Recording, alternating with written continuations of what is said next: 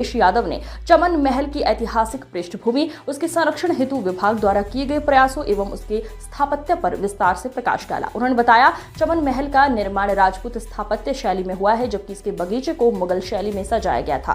कार्यक्रम के दौरान हेरिटेज क्विज का आयोजन किया गया। ये सत्र रोचक प्रश्नों एवं संवादों से भरपूर रहा, जिससे प्रतिभागियों में ऐतिहासिक स्थलों के प्रति जिज्ञासा और जागरूकता बढ़ी। उप संचालक नीलेश लोखंडे ने प्रतिभागियों को चमन महल के बारे में संक्षिप्त विवरण प्रदान किया। विश्व धरोहर दिवस पर राजधानी भोपाल के अलावा अन्य क्षेत्रीय कार्यालय ग्वालियर, इंदौर, जबलपुर, रीवा, सागर, दमोह एवं अन्य शहरों में ऐसे कार्यक्रमों का आयोजन किया गया।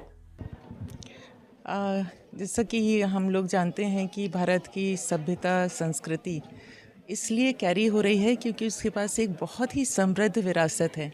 विरासत हमारे अस्तित्व से जुड़ी हुई है, हमारी स्मृति है, हमें बताती है कि हम अपने साथ कितने हज़ारों साल की मेमोरी, उसका ज्ञान लेकर चल रहे हैं।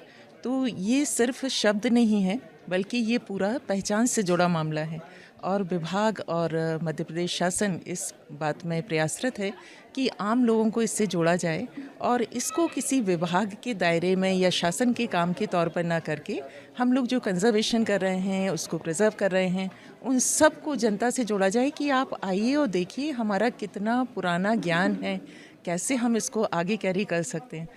इस बात को हाईलाइट करना इस दिवस का और स्पेशली भोपाल में ये प्रोग्राम करने का यही है कि हमारे मध्य प्रदेश में भोपाल में जो इम्पॉर्टेंट प्लेसेस हैं या विभाग के अंतर्गत एरिया हैं, उनके लिए जन जागरूकता बढ़ाई जाए। रानी महल का इतिहास कितना पुराना है? रानी महल का इतिहास आप बताएंगे, हमारे यादव सर आर्कियोलॉजिस्ट हैं।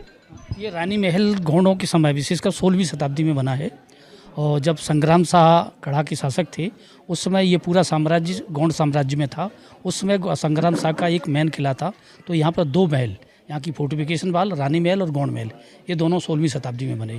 फिर बाद में 17वीं शताब्दी में भी कुछ परिवर्तन हुआ, यहाँ की बरामदे वगैरह 13-17वीं में बने। फिर लोगों ने अपने हिसाब से जो लोग रहे यहाँ उसमें परिवर्तन करते रहे। आगे इसी तरीके से हेरिटेज को लेकर मैडम और क्या प्लानिंग आपके विभाग ने की है? विभाग की और शासन की बहुत ही कहेंगे उत्साहवर्धक महत्वाकांक्षी योजनाएं हैं। हम लोग डे बाय डे जितने भी नए स्थान हैं उनको आधुनिक तकनीकी से संरक्षित करने की अपने दायरे में ला रहे हैं, प्लस उनको विरासत का एक पीपीटी मोड में उनको जनता से जोड़ने और उसका कमर्शियल यूज़ करने, केवल उसके नकारात्मक रूप में नहीं बल्कि उसके संरक्षण के पॉइंट ऑफ व्यू से। तो हम एक तरह से नज़रिया, नैरेटिव चेंज कर रहे हैं कि विरासत को हमारे डे टू डे जानकारी में और ज्ञान